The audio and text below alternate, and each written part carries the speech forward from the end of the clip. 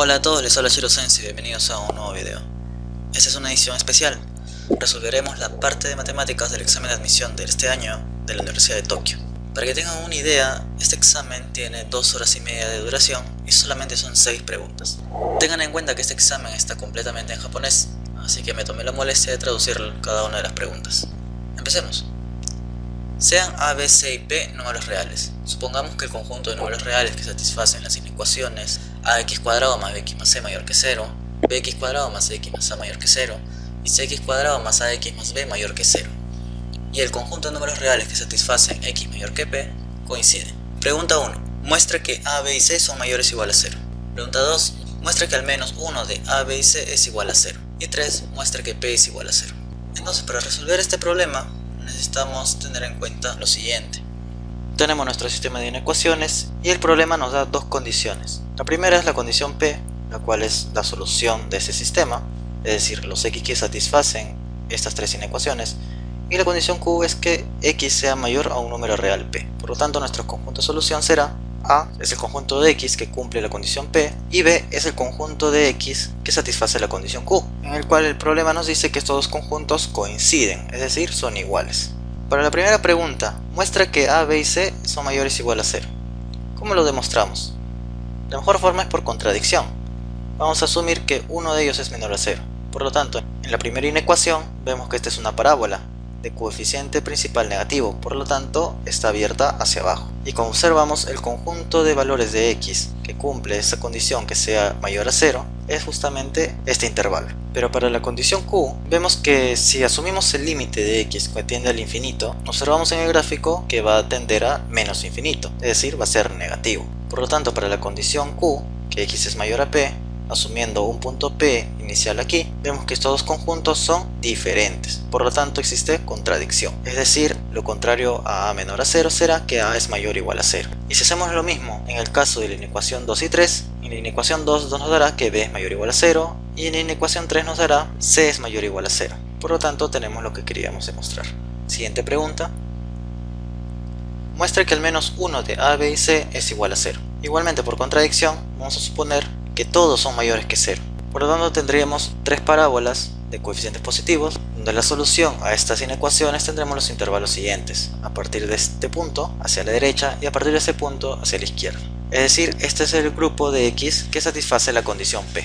Pero para la condición Q, vemos que x debe ser mayor a un número real P, es decir, P es cota inferior. Pero como nos damos cuenta aquí, si x lo llevamos al límite menos infinito, nos saldrá un número positivo, que es infinito. Y lo mismo ocurrirá para las inecuaciones 2 y 3, lo que nos lleva a deducir que para un x mayor a p, el cual su gráfico sería de la siguiente manera, vemos que estos dos grupos son diferentes, por lo tanto llegamos a una contradicción. Y si esta es una contradicción, será lo contrario a b y c mayor a 0, es decir, que uno de ellos es menor o igual a 0. Pero según el problema anterior, hemos demostrado que a b y c son mayores o igual a 0. Entonces la intersección entre estas dos soluciones nos dará que al menos uno es 0. Y esto era lo que queríamos demostrar. Siguiente pregunta. Muestra que P es igual a 0. Tomando como base la solución de la pregunta 2, sabemos que al menos uno de ellos es 0, pero no sabemos cuántos. Nos vamos a asumir primero que los tres son iguales a 0. Y reemplazando en el sistema de inecuaciones nos damos cuenta que no hay solución, es decir, el conjunto A es vacío, pero nuestro conjunto B es no vacío, por lo tanto no existe una relación aquí y no podremos hallar el valor de P. El siguiente caso es que dos de ellos sean igual a 0 y el tercero sea mayor que 0. Entonces reemplazamos en cada inecuación y tendremos este sistema. C es mayor a 0 para la primera, Cx es mayor a 0 para la segunda y Cx cuadrado es mayor a 0 para la tercera. C mayor a 0 es lo que hemos asumido y Cx cuadrado es mayor a 0 dado que son positivos. De la segunda inecuación es donde podemos partir. Dado que C es positivo y debe ser mayor a 0, x también debe ser positivo.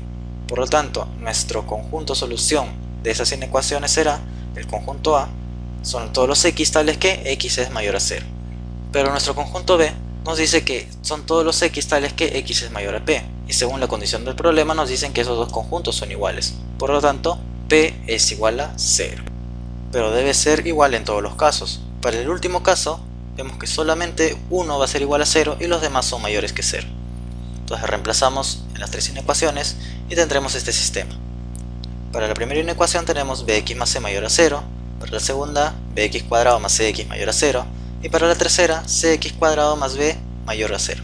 De la primera inecuación tendremos como solución x mayor a menos c entre b.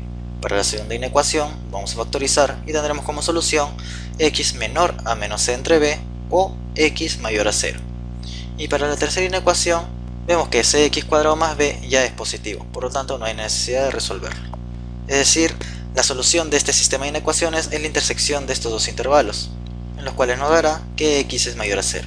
Por lo tanto, el conjunto A será todos los x tal que x sea mayor que 0. Y el conjunto B son todos los x tal que x son mayores que el número real p. Como nos dice el problema, A es igual a B. Por lo tanto, p es igual a 0 y era justamente lo que queríamos demostrar. Y como ven, esta es la solución del problema número 1.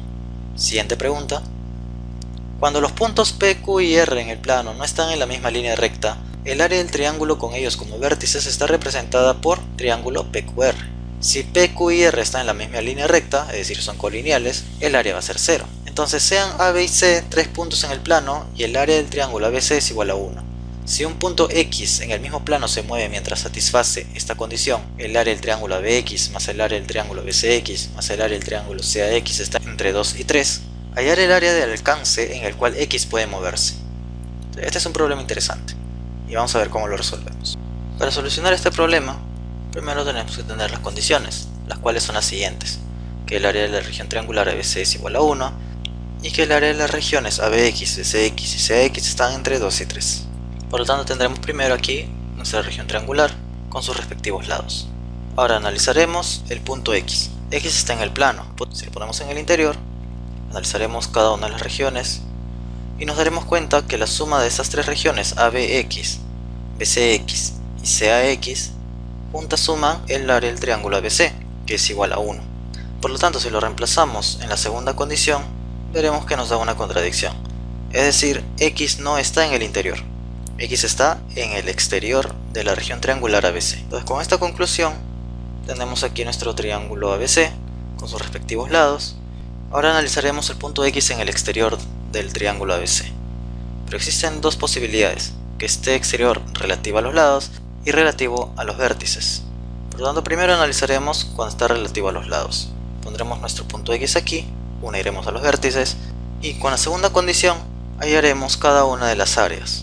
Pondremos una altura relativa a cada uno de los lados y hallaremos ABX es C por HC entre 2, BCX es A por HA entre 2 y CAX es B por HB entre 2. Multiplicamos a todo por 2 y tendremos esta relación. Ahora analizaremos el cuadrilátero ABXC, donde nos daremos cuenta que si sumamos las regiones triangulares ABX más CAX sería igual que sumar el triángulo ABC con el BCX. Reemplazando cada uno con sus términos de base por altura, lo multiplicamos por 2 y aquí, para poder obtener una relación, le sumamos A por HA a cada lado y tendríamos esta expresión, la cual, si nos damos cuenta, es la misma que hemos obtenido aquí. Por lo tanto, lo reemplazamos en esta desigualdad, restamos 2 y dividimos entre 2a y obtenemos el rango de valores de h sub a. Es decir, x está en un intervalo de h sub a entre 1 entre a y 2 entre a. Entonces partiremos con esta condición para poder hallar el área de la región en la cual x cumple estas dos condiciones. Tenemos nuestro triángulo ABC con sus respectivos lados, tenemos el intervalo h sub a, que es la distancia de x hacia el lado BC, y nos dice que está entre 1 entre a y 2 entre a. Por lo tanto, este trapecio es el área en el cual x se va a mover. Trazamos una altura desde a, y dado que el área del triángulo ABC es 1, sabemos que base por altura entre 2 es igual a 1, por lo tanto a por 2 entre a entre 2 sale 1. Entonces hallaremos el área del trapecio. Por proporcionalidad, las bases del trapecio serán 3a medios y 2a, y la altura ya la tenemos, que es 1 entre a. Por lo tanto, el área será semisuma de bases por altura, lo cual nos dará 7 cuartos. Esto es muy importante, dado que nos hemos dado cuenta de que no depende de la longitud del lado A. Por lo tanto, si hacemos lo mismo para cada uno de los lados, saldrá en la misma área, 7 cuartos. Ahora hagamos para el siguiente caso. Si el punto X está en una región exterior relativa a los vértices, tiene que cumplir esta condición. Tenemos nuestro triángulo con nuestros lados y ponemos nuestro punto X en una región exterior relativa al vértice A. Unimos los vértices y hallamos las áreas de cada uno. Trazamos las alturas y podemos hallar las áreas de cada uno de los triángulos. ABX, DCX y CX tendrán la misma fórmula. Multiplicamos por 2 y de nuevo tenemos la misma relación. Pero en este caso existe una relación de áreas diferente. El triángulo BXC, si le restamos ABX y CAX, nos dará el triángulo ABC. Reemplazando las fórmulas de base por altura entre 2, tendríamos esta expresión. Multiplicamos por 2 y pasamos a restar el 2. Y para poder obtener la misma expresión aquí, para poder reemplazarla, tenemos que sumarle a cada lado A por H sub A. Y tendríamos esta expresión y simplemente lo reemplazamos. Le sumamos 2 y dividimos entre 2A. Tendremos que H sub A está en el intervalo de 3 entre A y 4 entre A. Similar al caso anterior, analizaremos a partir de esta condición. Tenemos nuestro triángulo con nuestros lados, la altura que ya conocemos que es 2 entre A, dado que el área del triángulo es 1. Y nuestro punto X debe estar en el intervalo de 3A y 4A. Entonces aquí vemos que nuestro primer límite es 3A y nuestro segundo límite es 4 entre A. Quiere decir que esta es la región en la cual X se va a mover. Ahora ya haremos el área. Tenemos nuestro trapecio con nuestra altura y hallamos nuestra base menor y nuestra base mayor con proporcionalidad. Y simplemente hallamos el área, el cual nos dará 3/4. Este valor no depende de la longitud A de los lados. Por lo tanto, si lo hacemos igual exterior al vértice B y exterior al vértice C, también tendremos 3/4. Si aplicamos para cada uno de los lados y cada vértice, tendríamos esta región. Relativa a los lados es 7/4 y relativa a los vértices es 3/4. Por lo tanto, el área de toda la región en la cual se puede mover X será 3 veces 3/4 más 3 veces 7/4 igual a 15 medios. Y esta es la respuesta para el problema 2.